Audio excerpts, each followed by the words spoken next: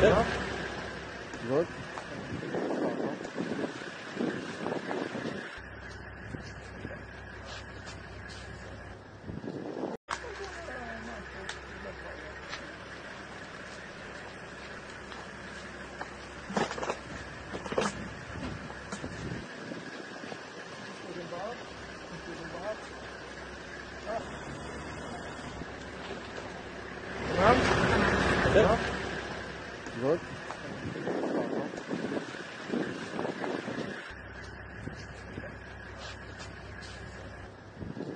הערב שוחררו יהודית תאי רענן ונטלי שושנה רענן, אם וביתה מידי ארגון הטרור חמאס, ובשעה זו הם בידי לוחמי צה"ל, כוחות הביטחון, בשטח מדינת ישראל.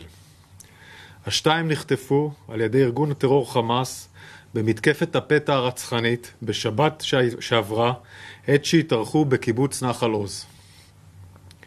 הממונה על החטופים והנעדרים גל הירש, יחד עם צה"ל וכוחות הביטחון, קיבלו אותם לידיהם בגבול הרצועה והן בדרכם לבני המשפחה.